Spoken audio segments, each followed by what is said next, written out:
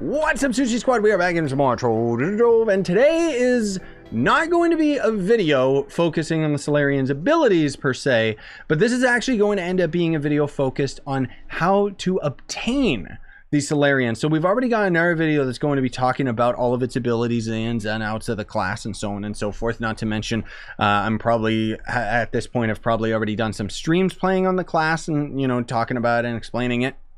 But today we're going to be focusing on how to craft the class, and I know that this video seems a little bit long for something like that, but generally speaking, it's actually really complicated in order to end up obtaining the Solarion, to the point where I felt that it was worth making an individual video talking about it, because it's getting harder and harder for free-to-play players in order to end up getting some of the classes in the game. The Bard was already really difficult, and now the Solarion is actually the hardest obtainable class in the entire game. So there's going to end up being a pay-to-win method, obviously, where you can end up buying it out of these different store packs, which of course are all different values. So 1,500 credits, that's not that bad. That's like a $10 class, man, just to end up getting this guy, which generally speaking, I would say is probably the route you want to go, just because obtaining it as a complete free-to-play and crafting the class is going to be very difficult. And in fact, it may actually be easier for a free-to-play player to grind the credit pouches, or rather grind flux, buy credit pouches, and then buy this pack, because generally speaking, this is cheaper than some costume packs that we end up getting for seasonal events and stuff. But if you are pay to win, one thing that is going to end up being quite disappointing, you'll notice, is that while each of these packs ends up retaining different value, you kind of have to buy all of them in order to end up getting all of these items. Like, this pack comes with the class, but it also comes with one costume and an ally. This pack also comes with a class, but it comes with a different costume, a mount, and an ally. And then this one, the most expensive one, comes with a different costume, a mount, and an ally, and so on and so forth. And it's, I don't understand this method of pay to win, where it feels almost like a ripoff that you would bother buying every single one of these packs, because you're not getting more of the class. You know, you already get it out of the cheapest pack. Now, that said, for cash out payers, you know, I'm going to end up getting all of these. It's very affordable compared to other pay-to-win games out there, and also compared to the Bard pack. You guys remember when that thing came out and it was like $80? And these three packs all combined roughly is going to be like 50-60 bucks. Anyways, I know you guys are wondering, okay, how do you end up actually crafting the class? Well, if we end up going to, it's not that table, it's actually the table in the new biome, because yes, that's right, there is a new biome in the game, and we're going to be highlighting it a little bit today, just because it's going to end up going in tandem with how you end up actually obtaining the class, if you're going the route of crafting it, which again, I would still recommend. It's probably going to be easier for you to just grind the credit pouches. But at the outpost, which is going to end up being the spawn of any of these Uber worlds, there's going to end up being a Sundered Uplands workbench. You can craft this and put this in your club worlds for a little bit of an additional fee of crafting it with all of these different items. But you'll notice that there is a Solarion section, and here's the class. So this is what it's going to end up costing, even if you use a chaos table. But this is absolutely insane, the amount that this is going to end up costing. So the Phoenix Soul is going to end up being an item that it says is captured soul of a phoenix that can be used to gain the power of the sun, used to craft a Solarion class. I don't know why they don't say that it's, like, it says that it's crafted at the bench, but then it costs all these various other resources, which is ridiculous, because you end up finding the Phoenix Moat is found rarely in the Sundered Uplands from bosses, invaders, and dungeons.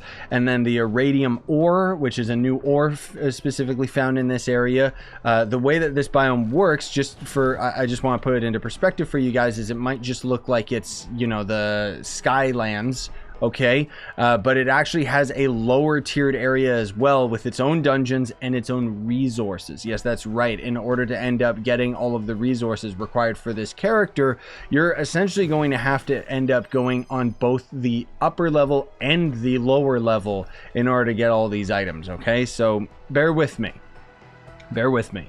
So anyways, moving a little bit more towards this resource, you know, this is gotten from Cloud Layer, which is the higher layer ore of this biome. This is gotten from completing 5 stars in this biome, which 5-star dungeons will be in every Uber world now in this update when you're in U10 and up. So there's actually U10 and U11 difficulty, and that is where you're going to start seeing 5-star dungeons.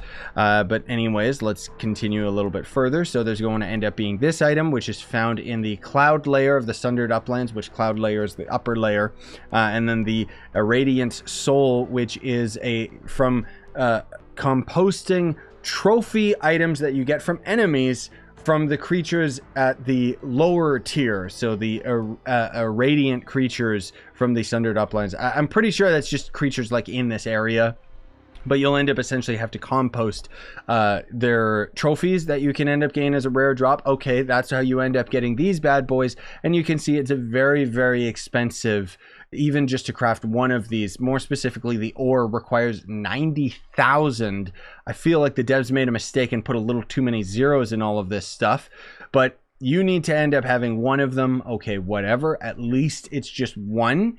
And then you also need to have a sunbeam container. Now this is going to end up costing other resources. This is most of all going to end up being from the lower half of this biome. So ashen waste layer is what they call it. So there's a new type of ore here, 45,000 of that. You need 60 of these, which is from loot composting, not loot collecting, sorry, composting trophies of ashen creatures from the Sundered Uplands. So I guess it's just, I don't know, I guess it's just random whether it drops in a Radiant Soul or an Ashen. No, I see. So the Radiant is going to be the creatures that are up in the cloud area that we're in right now, whereas the Ashen Souls and Ashen creatures are going to be the ones in the lower area. It should say that. And then there's going to be this, so found in the Ashen Waste layer of the Sundered Uplands and valued by the Scroll Keepers that frequent the region. Okay, whatever. I think it's just most of all mentioning because there's some open world quests that you can come across and they'll ask for some of these resources. There's also going to end up being this idiot right here, and he's the one who really likes these resources, which this is something completely separate that we'll probably end up having to talk about in our video, but essentially, well, I guess we can talk about it today. So it allows unrestricted flight within this biome for 1 hour, for 1 day, and for 3 days, because while you're in this area, there's actually a debuff where when you're flying, you fall super duper quick if the debuff ever turns back on. And okay, it's just being really oh, because it's lagging, that's why. Of course. Still not going to work. Yeah, so that's going to end up being the wings from one of the store packs for this class. Either way, you end up falling really quickly. I would never recommend that you end up crafting the crap that this idiot... Can you get off of my screen? Never craft this crap just because it's way too expensive. But anyways, let's move back on. So this is also going to end up costing primal gem shards. So this costs 45 of them. We'll get into that in a little bit. And then it's also going to end up costing an unnatural device. So found rarely in the Ashen Waste layer of the Sundered Uplands. And you need 600 of this item that is rare. When devs say something's rare, it usually means that it's like almost impossible.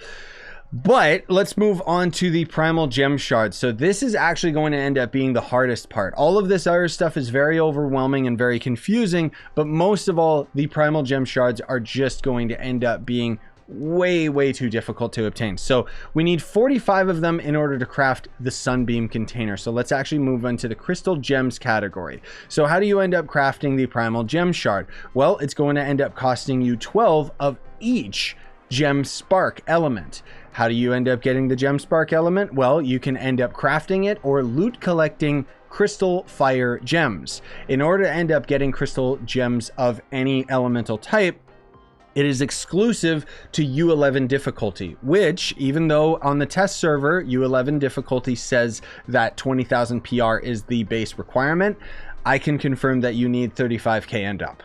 Like, it is 100% an end game area, and this biome in particular, the enemies are actually way too high scaled in this zone. So if you fight these enemies in U11, you might not be able to kill them, versus if you fight enemies just from any other biome in the game. It's weird.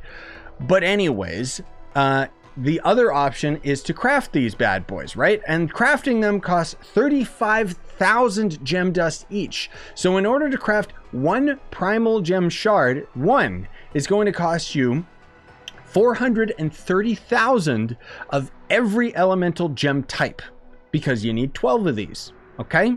So that's 420,000. That's already absolutely ridiculous, but you need 45 of these. 420,000 times 45.